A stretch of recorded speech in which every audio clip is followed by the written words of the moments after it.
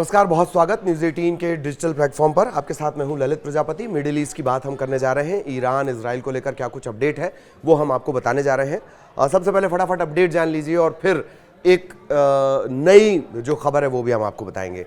Update इस मामले में यह है कि लंबे अरसे बाद जो खामनेई है वो उनका एक संबोधन आया है, एड्रेस आया है और इसमें उन्होंने वही तमाम बातें कही हैं।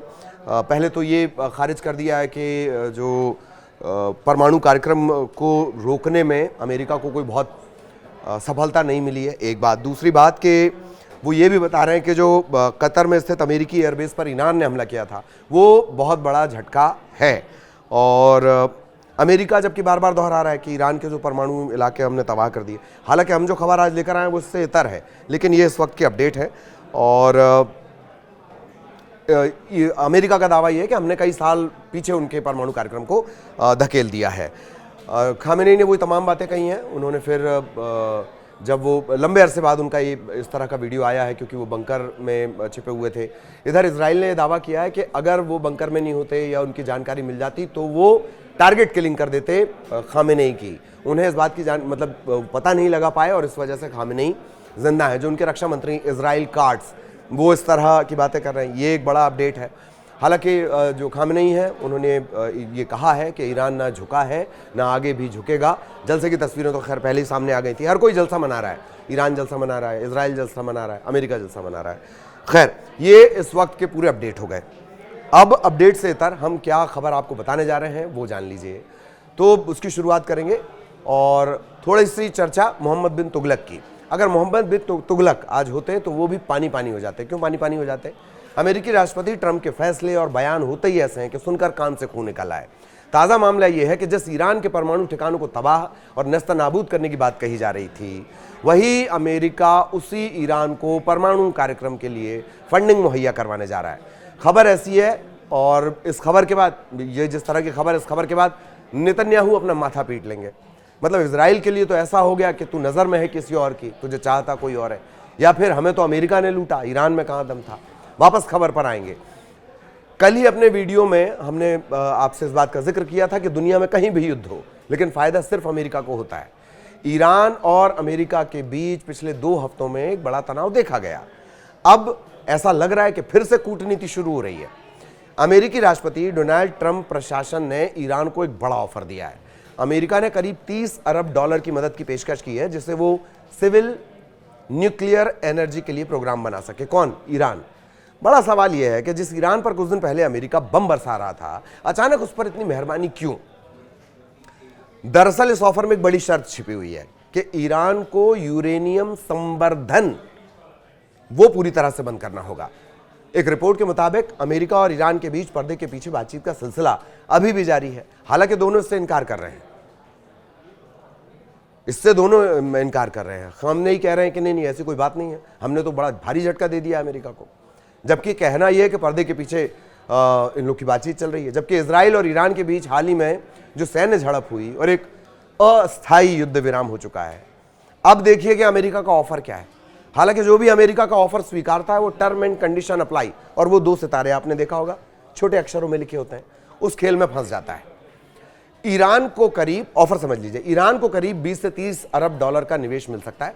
इससे वो केवल सिविल न्यूक्लियर इस्तेमाल के लिए न्यूक्लियर प्रोग्राम को बना सकेगा। और ये पैसा अमेरिका सीधे नहीं देगा बल्कि अरब देश मिलकर जुटाएंगे। ईरान के जो विदेशों में 6 अरब डॉलर तक की जो राशि फंसी हुई है वो उसका भी इस्तेमाल कर सकता है। ये क्यों फंसी हुई है? क्योंकि इसी परमाणु कार्यक्रम के चलते उस पर प्रतिबंध लगे हुए हैं। उससे छूट मिल जाएगी तो वो 6 अरब डॉलर तक की राशि भी मिल सकती है। कुछ प्रतिबंध हटाने को लेकर भी बातचीत हो सकती है। बहुत सारे प्रतिबंध लगे हुए हैं। अमेरिका की शर्त यह है कि ईरान किसी भी कीमत पर यूरेनियम एनरिचमेंट नहीं करेगा, यानी हथियार की तरफ टर्न नहीं लेगा।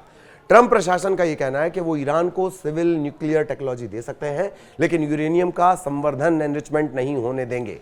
इसके बजाय ईरान को यूरेनियम का आयात करने की अनुमति मिल सकती है। पिछले हफ्ते व्हाइट हाउस में गुप्त मीटिंग की भी बात है। अमेरिका के स्पेशल एनवॉय स्टीव विटकॉफ और खाड़ी देशों के नेताओं ने मिलकर इस प्रस्ताव को अंतिम रूप देने की कोशिश की है। खास बात यह है कि ईरान के जो फोर्दो है न्यूक्लियर साइट, उसे हटाकर उसकी जगह सिविल न्यूक्लियर प्रोजेक्ट शुरू करने की योजना भी सामने आई है जिसके बारे में जानकारी है। राष्ट्रपति ट्रंप कह रहे हैं कि ईरान से अगले सप्ताह में बातचीत शुरू हो सकती है और ईरान ने इस तरह की संभावना से पूरी तरह इनकार कर दिया। ईरान के विदेश मंत्री अब्बास अरागची गुरुवार को वो साफ कर रहे हैं कि अमेरिका से किसी नई परमाणु बातचीत को लेकर कोई बातचीत नहीं होगी, सहमति ही नहीं बनी है। सरकारी टीवी चैनल पर उन्होंने बयान दिया, दो टूक कहा है कि अब अमेरिका के लिए अगली बातचीत पहले से भी ज्यादा मुश्किल होने वाली है। पहले से मतलब जो बीच में अभी ट्राई हो रहा था, इंसानों की जान गई है, अब डील करना पहले जितना आसान नहीं होगा। अब इस तरह की खबरें जैसे ही पब्लिक डोमेन में आई हैं, सबसे ज्यादा इजराइल की भद्द पिट रही है। खाया पिया कुछ नहीं, गिलास थोड़ा बाहर आना। इजराइल समझ नहीं पा रहा है कि आखिर अमेरिका ये खेला क्या कर रहा है। याद कीजिए 13 जून को जब इजराइल ने ईरान के सैन्य और परमाणु ठिकानों के साथ साथ परमाणु वैज्ञानिकों पर हमला किया था, तो उससे पहले तक ट्रंप जंग के खिलाफ नजर आ रहे थे। वो बार बार नेतन्याहू से कह रहे थे कि हमला नहीं करना है। इतना ही नहीं, जंग शुरू होने के बाद भी ट्रंप प्रशासन ने कहा था कि वो इजराइल का अपना फैसला है। लेकिन एक बार जंग आगे बढ़ी तो ट्रंप खुलकर इजराइल के साथ आ गए। उन्होंने न सिर्फ तेहरान के परमाणु ठिकानों पर हवाई हमले करवा दिए, अमेरिका को डायरेक्टली जंग में इन्वॉल्व करवा दिया, खुले तौर पर ईरान के जो सुप्रीम लीडर है खामेनेई के तख्ता पलट की वकालत भी कर दी। 12 दिन की इस जंग में ईरान ने इजराइल पर 550 से ज्यादा मिसाइलें दागी। ये आंकड़ा भी हम आपको बताएंगे। ये आंकड़ा भी आपको जानना चाहिए कि 2 देश युद्ध में लड़ रहे हैं, तीसरा देश इन्वॉल्व हो रहा है। अब अचानक से वो कह रहा है कि नहीं, ईरान को मदद करेंगे। आंकड़े जान लीजिए, ईरान ने इजराइल पर 550 से ज्यादा मिसाइल दागी हैं, 90% को इजराइल ने नष्ट कर दिया है। वहीं इजराइल ने ईरान के 720 से ज्यादा सैन्य ठिकानों और 8 परमाणु प्लांट से संबंधित स्थानों पर हमला किया।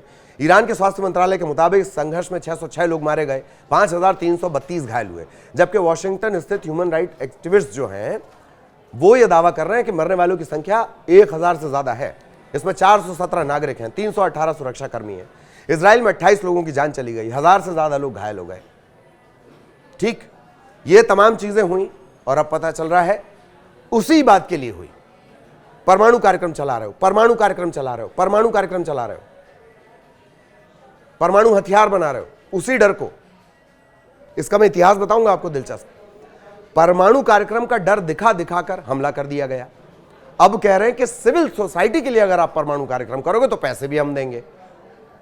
अब थोड़ा सा इतिहास जो ये बता देगा कि युद्ध कहीं भी हो, फायदा सिर्फ अमेरिका को होता है। आज से 23 साल पहले 2002 में संयुक्त राज्य कांग्रेस में गवाही देते हुए तत्कालीन